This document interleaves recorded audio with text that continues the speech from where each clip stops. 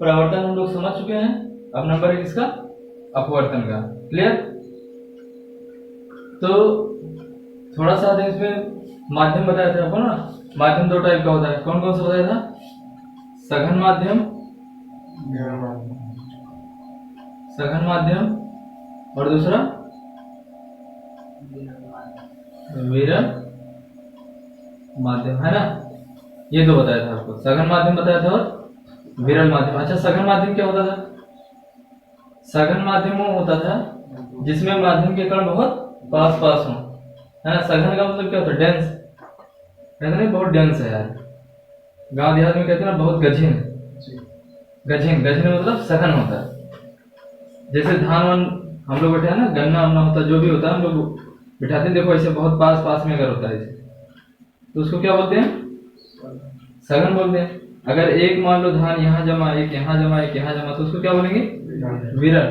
तो सघन माध्यम क्या? ये हो गया माध्यम का कण। ये जैसे कोई चीज बना होता है ना, ये कांच बना हुआ, ये कांच हमारा है, तो ये कैसे बना होता है?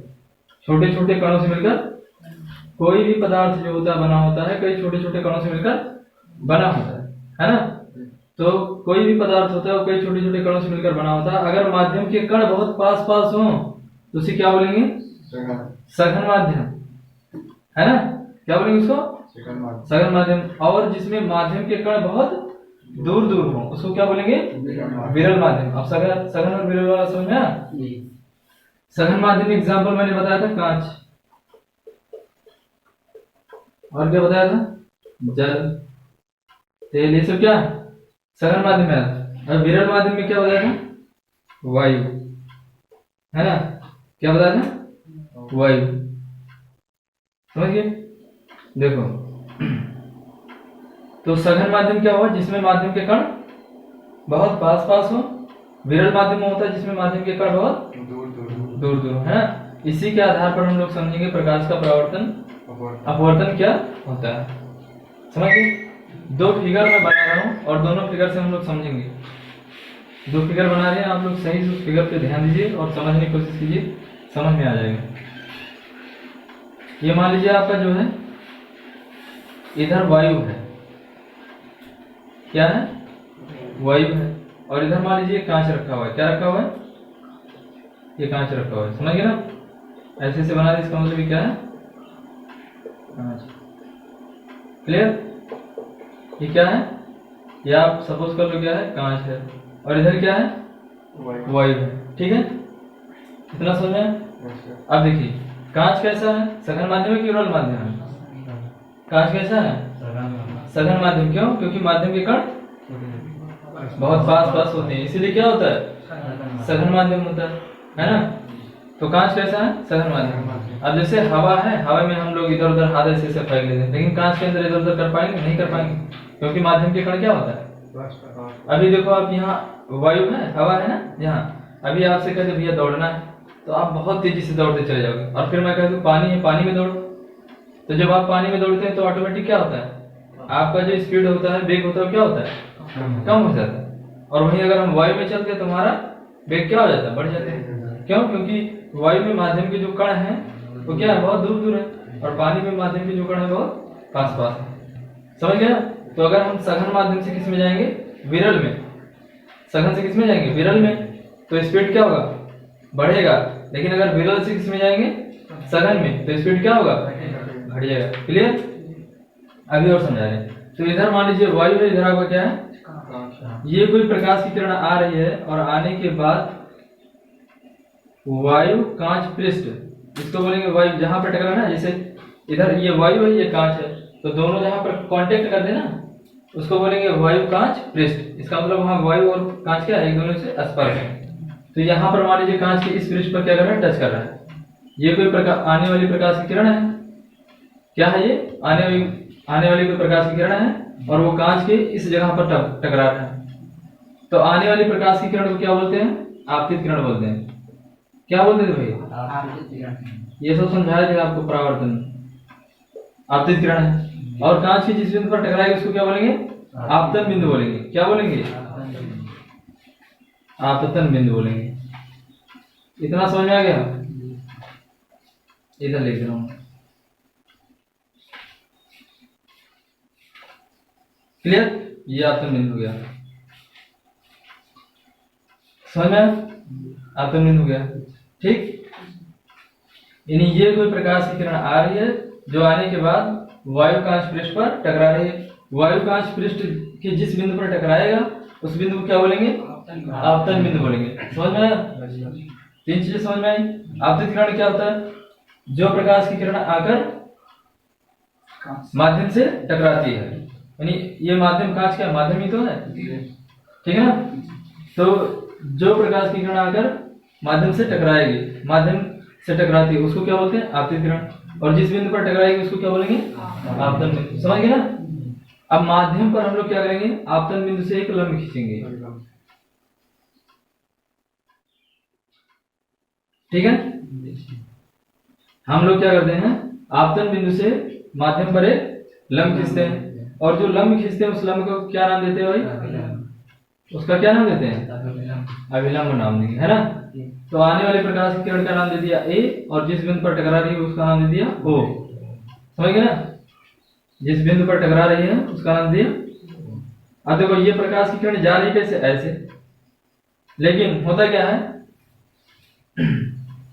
आपके दिमाग में आएगा कि टकराया और टकराने के बाद वापस जाना चाहिए।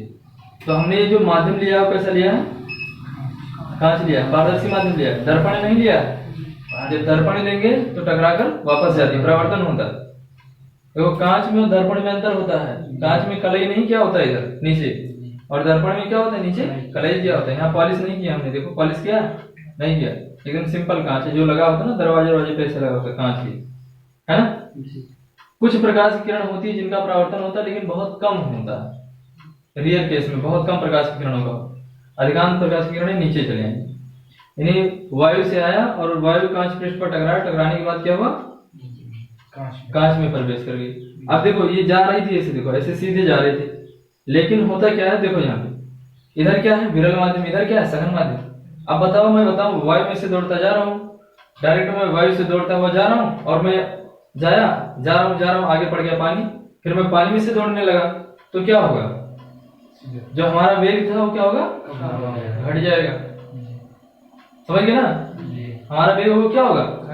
घट जाएगा, ठीक। तो इसका वेग जो होगा, स्पीड क्या होगा? घट जाएगा। और जब वेग इसका घट जाता है तो जाना चाहिए इसको ऐसे, तो ये क्या होता है? अभिलंब के तरफ थोड़ा सा झुक जाता है, ऐसे आएगी। ये अभिलंब की तरफ क्या होगा? थोड़ा सा झुक जाएगा। और जो अभिलंब की तरफ थोड़ा सा झुकता है उस प्रकाश की किरण को क्या कहते हैं? अपवर्तित किरण। आपको अच्छा, उसमें परावर्तन में क्या बोलते थे? परावर्तित किरण। और इसमें क्या बोलेंगे? अपवर्तित किरण। समझ में आएगा?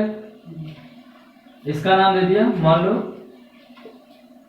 बी नाम दे दिया, और ये जो है इसका नाम दे दिया यन, है ना? क्या नाम दे दिया? यन। ये जो कोण बनता है इस कोण को क्या बोलते थे? आपतन कोण। क्या बोलते थे? आपतन कोण। और आपतन कोण को किससे दिखाते हैं? आई से। और इसको कोण को क्या बोलेंगे? इस कोण को क्या बोलेंगे?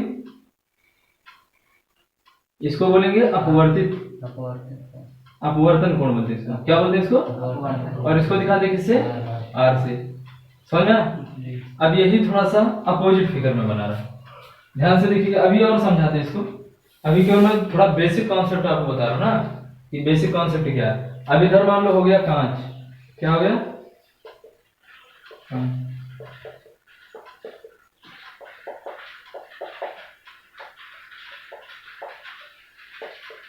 ठीक है। और इधर क्या है? वायु। समझिएगा ध्यान से, अभी केवल बेसिक कॉन्सेप्ट आपको समझने के लिए। अब मान लीजिए कहां से प्रकाश की किरण आ रही है? कांच से होकर आ रही है। तो कांच कैसा माध्यम है? सघन माध्यम है। कैसा माध्यम भाई? सघन माध्यम है ना? और इधर वायु है, तो वायु क्या है?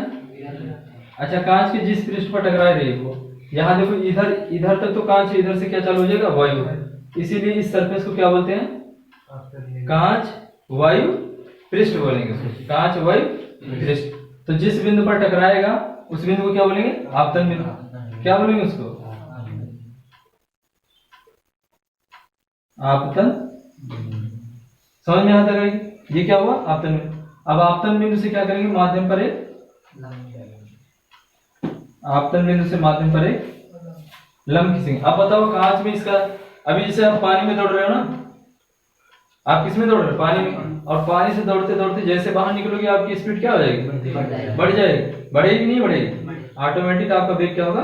बढ़ जाएगा। तो जैसे आपका वेग बढ़ा तो जाना चाहिए था आपको ऐसे, है ना, ऐसे तो सीधे में तो जा रहे थे, लेकिन अब ये जो प्रकाश की किरण होगी वो अभिलंब से थोड़ा दूर हट जाएगी। इसको क्या बोलते हैं? अभिलंब बोलते हैं। अभिलंब से थोड़ा क्या होगा?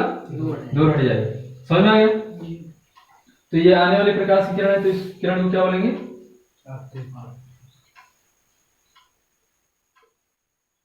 आपतित किरण। इसको क्या बोलेंगे? अपवर्तित किरण। अपवर्तित किरण।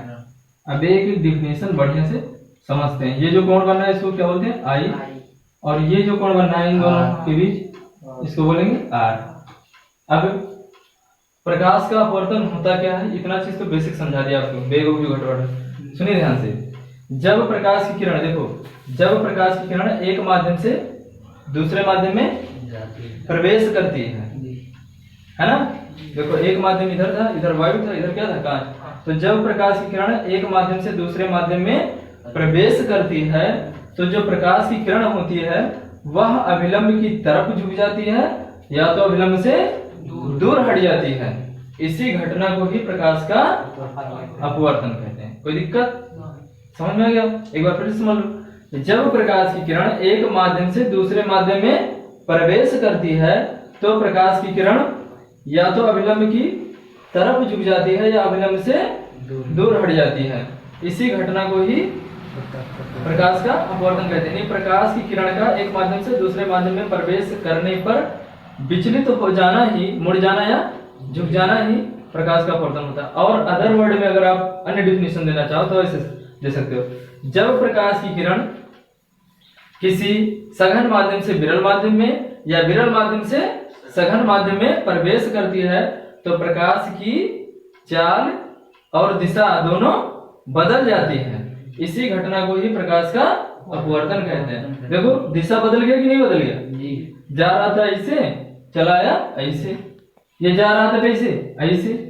देखो ऐसे तो सीधे जा रहा था ना जी, ऐसे सीधे जा रहा था, लेकिन तो दिशा बदलने का मतलब ये है कि आप ऐसे जा रहे हो, थोड़ा सा मुड़ के चले जाओगे, आपकी डायरेक्शन चेंज होगी, है ना। वेग का मतलब क्या हुआ? आप तेजी से जा रहे थे, थोड़ा सा, है ना, चाल कम हो गया, या तो चाल क्या हुआ? बढ़ गया। तो वही क्या होता है? प्रकाश का अपवर्तन। तो इसकी 3-4 डेफिनेशन हो जाएगी। कौन कौन सी?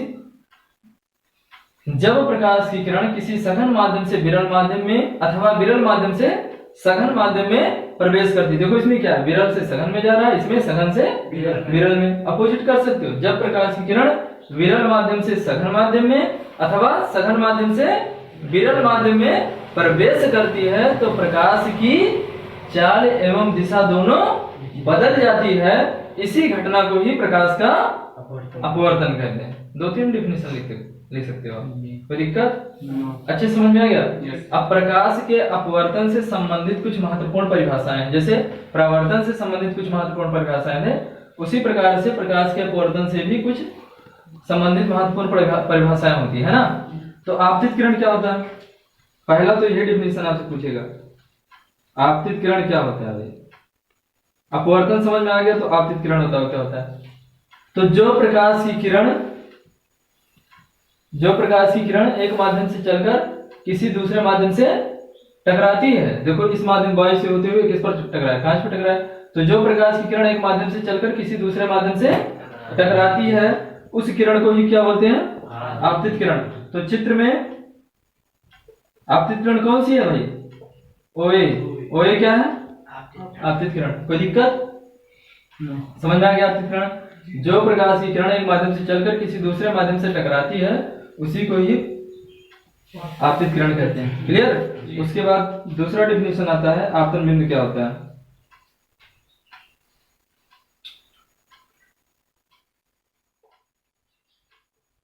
ठीक है, आपतन बिंदु क्या होता है? यानी आपतित किरण, आपतित प्रकाश की किरण। देखो ये तो आपतित प्रकाश की किरण है। आपतित प्रकाश की किरण माध्यम के जिस बिंदु पर टकराती है, अगर देखो ओ बिंदु पर टकरा ना तो ही क्या है? आपतन बिंदु। यानी आपतित प्रकाश की किरण माध्यम के जिस बिंदु पर टकराती है उसी बिंदु को ही आपतन बिंदु कहते हैं। कोई दिक्कत? तो चित्र में ओ क्या है? आपतन बिंदु। आपतन बिंदु कौन सा है? कोई दिक्कत? समझ में आ गया? और तीसरी डिफिनेशन आती है अभिलंब क्या होता है। अब देखो हम क्या कर रहे हैं, आपतन बिंदु से माध्यम पर खींचा गया लंब, कहां से? आपतन बिंदु से, आपतन बिंदु से माध्यम पर खींचा गया लंब ही अभिलंब कहलाता है। लिख दे पूरी डिफिनेशन, केवल समझा देता यार, मैं बोल रहा हूँ, अगर लिखना होगा तो जाके देख लेना क्या मैं बता रहा हूँ, है ना? इतना समझ में आ गया? तो इसमें देखो अभिलंब कौन सा है? यन ओ यन मत डाल दे, ये क्या है? अभिलंब। यही तो अभिलंब है। ये लंब का मतलब 90 डिग्री पे, अगर कोई एक सर्कल ऐसे हो इस पे एक ऐसा लाइन डाल दो 90 डिग्री पे, उसी को क्या बोलते हैं? लंब। समझ आ गया? तो ये समझ में आ, आपतित किरण क्या होता है, आपतन बिंदु क्या होता है, अभिलंब क्या होता है, तीनों समझ में आ गए। उसके बाद किसका नंबर आता है? अपवर्तित प्रकाश की किरण। किसका नंबर आएगा? अपवर्तित।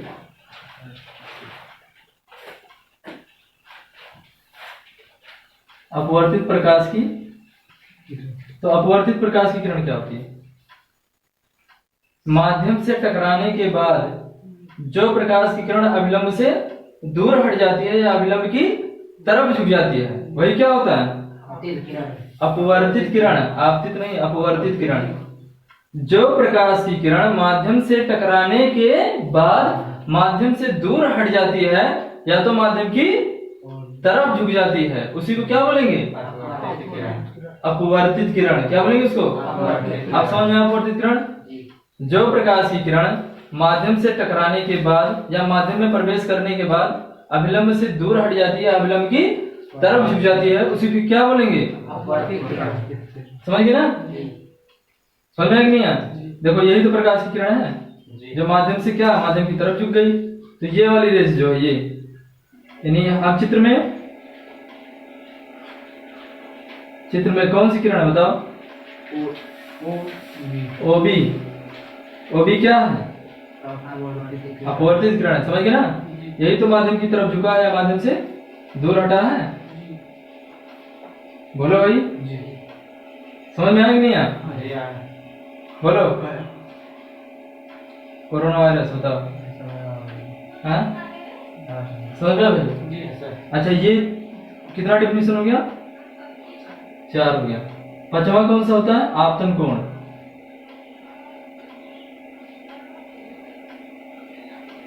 आपतन कोण क्या होता है? सुनिए, अभिलंब और आपतित किरण के मध्य, देखो ये अभिलंब हो गया, यही तो अभिलंब है, और ये क्या है? आपतित किरण। तो इसके मध्य देखो कोण बनना है नहीं बनना है? अच्छा कोण मैंने बताया था, कोण की परिभाषा क्या होती है? किन्हीं दो भुजाओं के मध्य जो झुकाव होता है, देखो ये दो भुजा है, इसके मध्य जो झुकाव होगा उसी को क्या कहेंगे? कोण कहेंगे। क्या कहेंगे उसको? क्लियर? किन्हीं दो भुजाओं के मध्य जो झुकाव होता है उसी क्या कहते हैं? कोण कहते हैं। क्लियर? तो ये होता है आपतन कोण। इसको क्या बोलेंगे? आपतन कोण। यानी आपतन कोण की परिभाषा क्या हो जाएगी? यानी कोण AON बराबर I। यही क्या है? आपतन कोण। डिफिनेशन कैसे होगी? आपतित किरण और अभिलंब के मध्य, आपतित किरण और अभिलंब के मध्य जो कोण बनेगा उसी को क्या कहेंगे? क्या बोलेंगे उसको? आपतन कोण बोलेंगे उसको। क्या बोलेंगे उसको? आपतन कोण। कोई दिक्कत? अब इसके बाद आएगा परावर्तन नहीं, इसमें अपवर्तन कोण पढ़ेंगे। क्या पढ़ेंगे? अपवर्तन। समझने की कोशिश कीजिए। इसको किससे दिखाते हैं? R से। किससे दिखाएंगे? R से। अपवर्तन कोण क्या होता है? अभिलंब और अपवर्तित किरण के मध्य, देखो यही तो करना है, अभिलंब और अपवर्तित किरण के मध्य जो कोण बनता है उसे क्या कहते हैं? क्या बोलेंगे उसको भाई? एन ओ बी वो क्या है, अपवर्तन कोण है। कोई दिक्कत? तो हमें लग रहा है अभी समझ में आ गया होगा। तो यही है आपका प्रकाश का परावर्तन। अब जैसे हमने पढ़ा था उसमें परावर्तन के नियम पढ़े थे, वैसे पढ़ेंगे किसका, अपवर्तन के नियम, है ना। ये कल पढ़ेंगे आप। इतना समझ में आ गया अच्छे से? ठीक।